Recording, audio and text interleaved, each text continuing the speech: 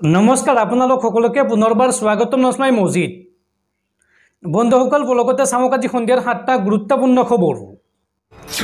प्रथमটো खबर शेष हल नियुक्ति परीक्षा राज्यत पुनर सक्रिय हल मोबाइल इंटरनेट सेवा राज्यजुरी इंटरनेट कर्तनत जलाकुला खाले राज्यर सर्वसाधारण जनताय इंटरनेट कर्तनत जमर जतना भुगिले राज्यबासीये एडीआरई परीक्षार मजते राज्यजुरी मोबाइल इंटरनेट सेवा कर्तन इंटरनेट सेवा ब्याहत हो पड़ात सकलोते हाहाकार परिस्थितिर सृष्टि हय। स्तब्ध हो परिल सकलो धৰণৰ अनलाइन सेवा ओला उबेर रेपिडो जोमेटोके धरि सकलो सेवा स्तब्ध ब्याहत हो परिल गुगल पे फोन पे आदि सेवाओ और दुकानলৈ गई विमोरत परिल नगद धन नथका लोक एडीआरई परीक्षा सुचारुरूपे पतार स्वार्थते এই সিদ্ধান্ত सरकारों पुआ 10 बजार পৰা 1:30 मोबाइल इंटरनेट कर्तन करा হৈছিল আৰু ঠাই বিশেষে সময়তকৈ আগতে कर्तन करा হৈছিল मोबाइल इंटरनेट सेवा কিছু ঠাইত পুआ 8 বজাতে कर्तन करा হৈছিল मोबाइल इंटरनेट পিছে सरकारों এই সিদ্ধান্তক লৈ ক্ষোভিত হৈ পৰিছে ৰাজ্যৰ বিভিন্নজন লোক। नियुक्ति परीक्षार नामत आन लोকক हाराशास्ति किय बुली प्रश्न विभिन्नजन लोकर। परीक्षा केन्द्रत एटातকৈ बेছি निरीक्षक नियोजित नकरिले किय कमेও 4জন निरीक्षक থাকিলে অখত উপায় লব পাৰিলে হেতেন নেকি এই প্ৰশ্ন কৰিছে বিভিন্ন লোকে। মোবাইল ইন্টাৰনেট কৰ্তনক লৈ চৰকাৰলৈ এনে প্ৰশ্ন তুলিছে বিভিন্নজনে। পৰৱৰ্তী খবৰ दिल्लीर मुख्यमंत्री अरविंद केजरीवालर डांगर घोषणा आगंतुक 48 घंटार भितरत पदत्याग करिब दिल्लीर मुख्यमंत्री अरविंद केजरीवाले और निर्वाचनলৈকে द्वितीय एजन व्यक्तिये सम्भालिब मुख्यमंत्रीर दायित्व। मनीष सिसोदियायো नलय मुख्यमंत्रीर दायित्व। संबादमेলত এই घोषणा अरविंद केजरीवालर।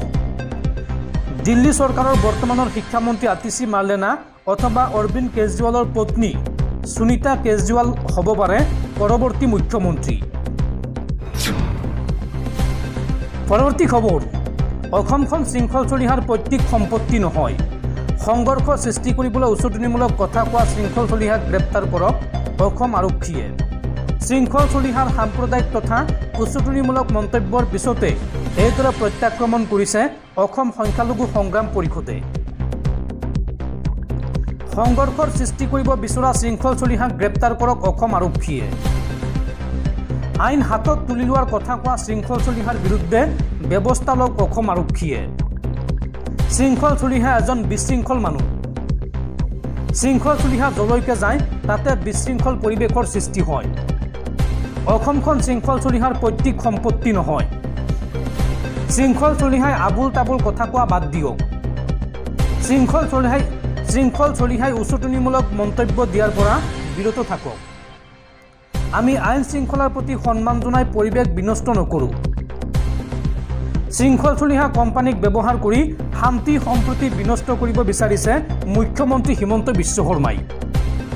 শৃংখল চলিহাৰ মন্তব্যৰ পিছতে এইদৰে প্ৰত্যাক্ৰমণ কৰিছে অসম সংখ্যালঘু সংগ্ৰাম পৰিষদৰ নেতা আবু বক্কৰ ছিদ্দিকে। দৰ্শকসকল আৰু বহুতো গুৰুত্বপূৰ্ণ খবৰ আছে।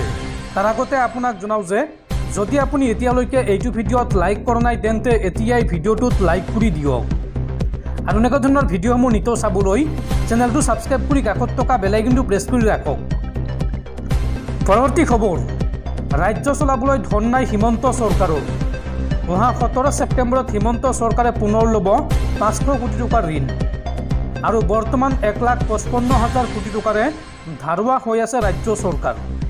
টেটুগুৰিলৈকে ধাৰত পোত গৈছে হিমন্ত বিশ্ব শৰ্মাৰ চৰকাৰ। অহা 17 ছেপ্টেম্বৰত হিমন্ত চৰকাৰে পুনৰ ল'ব 500 কোটি টকাৰ ঋণ। বৰ্তমান 1,55,000 কোটি টকাৰে ধাৰুৱা হৈ আছে ৰাজ্য চৰকাৰ। হিতাধিকাৰীক সন্তুষ্ট কৰিবলৈ ধাৰৰ উপৰি ধাৰ লৈছে হিমন্ত চৰকাৰে। ৰাজকোষৰ তলি উদং কিন্তু ডেম কেয়াৰ চৰকাৰ। যধে মধে ধন খৰচ কৰি বিপদত পৰিছে হিমন্ত চৰকাৰ। অতি ভয়ানক দিশত অসমৰ অৰ্থনীতি। টেটুগুৰিলৈকে ধাৰত পোত গৈছে হিমন্ত চৰকাৰ। राज्य चलाबले बर्तमान टका नाई हिमंत सरकारों হিমন্ত চৰকাৰৰ 3 বছৰীয়া কাৰ্যকালত গঢ়ি উঠিছে ঋণৰ পাহাৰ।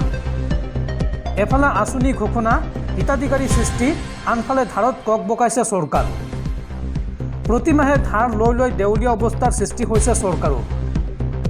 ঋণৰ ওপৰত সম্পূৰ্ণ নিৰ্ভৰশীল হৈ পৰিছে হিমন্ত চৰকাৰ। হিতাধিকাৰী আঁচনি যিমানে বৃদ্ধি পাইছে সিমানেই সংকটৰ দিশে গতি কৰিছে চৰকাৰৰ ৰাজকোষ। প্ৰতিমাহে ধাৰ নল'লে ৰাজ্য চলাব নোৱাৰে হিমন্ত চৰকাৰে। এফালে ৰাজহ সংগ্ৰহৰ নামত নিত ব্যৱহাৰ্য সামগ্ৰীৰ মূল্য বৃদ্ধি কৰৰ বোজা, আনফালে ঋণৰ উপৰিও ঋণ লৈছে চৰকাৰে। যি আঁচনিত নাই চৰকাৰৰ ৰাজহ সংগ্ৰহৰ বাবে কোনো অৰিহণা, সেই আঁচনিত খৰচ কৰিছে কোটি কোটি টকা। ধাৰৰ বোজা লৈ মুখত ডাঙৰ কথা হিমন্ত চৰকাৰৰ। পৰৱৰ্তী খবৰ, কেন্দ্ৰীয় পথ পৰিবহণ মন্ত্ৰী নীতিন গাডকাৰীৰ এটা বিশেষ মন্তব্যক লৈ তোলপাৰ দেশৰ ৰাজনৈতিক মহল। বিৰোধীয়ে তেওঁক প্ৰধানমন্ত্ৰীৰ প্ৰস্তাৱ দিছিল, কিন্তু মান্তি নহ'ল। শেহতীয়াকৈ এই চাঞ্চল্যকৰ দাবী কৰিছে কেন্দ্ৰীয় পথ পৰিবহণ মন্ত্ৰী নীতিন গাডকাৰীয়ে। লোকসভা নিৰ্বাচন শেষ হোৱাৰ 4.5 মাহৰ পাছত কেন্দ্ৰীয় পথ পৰিবহণ মন্ত্ৰী নীতিন গাডকাৰীয়ে এক চাঞ্চল্যকৰ দাবী উত্থাপন কৰিছে। তেওঁ কয় যে লোকসভা নিৰ্বাচনৰ পূৰ্বে তেওঁক বিৰোধী শিবিৰৰ পৰাই প্ৰধানমন্ত্ৰী পদৰ প্ৰস্তাৱ দিয়া হৈছিল। নীতিন গাডকাৰীয়ে কয় যে বিৰোধী শিবিৰৰ এজন শীৰ্ষ নেতাই তেওঁক সাক্ষাৎ কৰি এই বিষয়টো আলোচনা কৰিছিল, কিন্তু তেওঁ সেই প্ৰস্তাৱ নাকচ কৰে। অৱশ্য নেতাজনৰ নাম প্ৰকাশ নকৰিলে নীতিন গাডকাৰীয়ে। কিন্তু কেন্দ্ৰীয় মন্ত্ৰীগৰাকীৰ মন্তব্যৰ পিছতে শাৰদ পাৱাৰ আৰু তেওঁৰ মাজত হোৱা বৈঠক সন্দৰ্ভত পুনৰ জল্পনা কল্পনাৰ সৃষ্টি হৈছে। কিয়নো চলিত বৰ্ষৰ মাৰ্চ মাহৰ আৰম্ভণিতে মুম্বাইত শাৰদ পাৱাৰ আৰু নীতিন গাডকাৰীৰ মাজত গোপন আলোচনা হোৱা বুলি সংবাদ মাধ্যমত বাতৰি ওলাইছিল। নীতিন গাডকাৰীক প্ৰধানমন্ত্ৰী হিচাপে বিৰোধী শিবিৰৰ প্ৰস্তাৱ দিয়া বুলিও জল্পনা কল্পনাৰ সৃষ্টি হৈছিল। সেই বিতৰ্কৰ মাজত গাডকাৰীয়ে জনাইছিল যে তেওঁৰ প্ৰধানমন্ত্ৰী হোৱাৰ কোনো ইচ্ছা নাই, কিন্তু শাৰদ পাৱাৰৰ সৈতে হোৱা ব্যক্তিগত সাক্ষাৎকাৰক লৈ তেতিয়া তেওঁ মুখ খোলা নাছিল। কিন্তু শেহতীয়াকৈ শনিবাৰে নিশা নাগপুৰত অনুষ্ঠিত এক অনুষ্ঠানত নীতিন গাডকাৰীয়ে কয় যে এজন নেতাই মোক প্ৰধানমন্ত্ৰী কৰাৰ বাবে বিৰোধী শিবিৰৰ প্ৰস্তাৱ লৈ মোক সাক্ষাৎ কৰিছিল। মই প্ৰস্তাৱটো ঘূৰাই দি কৈছিলোঁ মোৰ তেনে কোনো ইচ্ছা নাই। মই ৰাষ্ট্ৰীয় স্বয়ংসেৱক সংঘত থাকি ডাঙৰ হৈছোঁ। এনে ব্যক্তিগত কামনাক সংঘই অনুমোদন নিদিয়ে। তদুপৰি ৰাজনীতিত ব্যক্তিগত উচ্চাকাংক্ষা গণতন্ত্ৰৰ বিপৰীত। নীতিন গাডকাৰীৰ এই দাবীক লৈ অৱশ্য বিৰোধী শিবিৰৰ কোনো নেতাই মুখ খোলা নাই, কিন্তু দীৰ্ঘদিন ধৰি বিজেপিৰ এই নৰমপন্থী নেতাক লৈ চৰ্চা চলি আহিছে। নাগপুৰৰ সাংসদ নীতিন গাডকাৰী সংঘৰ অতি ঘনিষ্ঠ। একে সময়তে দল আৰু বিৰোধী শিবিৰতো জনপ্ৰিয়। দলৰ সভাপতি হিচাপে থকা কাৰ্যকালত বিৰোধীৰ সৈতেও সুসম্পৰ্ক বজাই ৰাখিছিল নীতিন গাডকাৰীয়ে। আৰু এইবাৰ নিৰ্বাচনৰ পূৰ্বে বিৰোধী শিবিৰৰ এটা অংশই বিচাৰিছিল যে যদিহে বিজেপি ক্ষমতালৈ ঘূৰি অহাত বাধা দিব নোৱাৰি, তেন্তে অন্ততঃ নৰেন্দ্ৰ মোদী যাতে পুনৰ প্ৰধানমন্ত্ৰী হ'ব নোৱাৰে সেইটো চেষ্টা চলোৱা হওক। যদিহে বিজেপিয়ে সংখ্যাগৰিষ্ঠতা নাপায়, তেন্তে নীতিন গাডকাৰীক সন্মুখত ৰাখিয়েই প্ৰধানমন্ত্ৰী সলনি কৰাৰ বাবে হেঁচা প্ৰয়োগ কৰা হ'ব। কিন্তু নীতিন গাডকাৰীয়ে নিজেই দাবী কৰিছে যে তেওঁ সেই প্ৰচেষ্টা বিফল কৰিছিল। পৰৱৰ্তী খবৰ, নাইজেৰিয়াত সংঘটিত হৈছে বিশ্বকপাই যোৱা এক ভয়ংকৰ নাও দুৰ্ঘটনা। নাও ডুবি নাইজেৰিয়াত অতি কমেও ৬৬জনৰো অধিক লোকৰ মৃত্যু হৈছে আৰু জীৱিত অৱস্থাত উদ্ধাৰ কৰা হৈছে 6জনক। নাইজেৰিয়াৰ জামফাৰা প্ৰদেশত সংঘটিত হৈছে এই ভয়ংকৰ নাও দুৰ্ঘটনা। ৭০জন কৃষকক কঢ়িয়াই নিছিল নাওখনে। গুম্মি চহৰলৈ গৈ থাকোঁতে এই ভয়ংকৰ দুৰ্ঘটনা সংঘটিত হয়। পৰৱৰ্তী খবৰ, পুনৰ ধৰ্ষণৰ খবৰ। এইবাৰ অসমত কৰ্মৰত সেনা জোৱানৰ কামনাৰ বলি হ'ল এগৰাকী মহিলা। অভিযুক্তক গ্ৰেপ্তাৰ আৰক্ষীৰ। পুনৰ এক সেনা জোৱানৰ বিৰুদ্ধে উঠিছে ধৰ্ষণৰ অভিযোগ। এই ঘটনাক লৈ মধ্যপ্ৰদেশৰ ইন্দোৰত উত্তেজনা বিয়পি পৰিছে।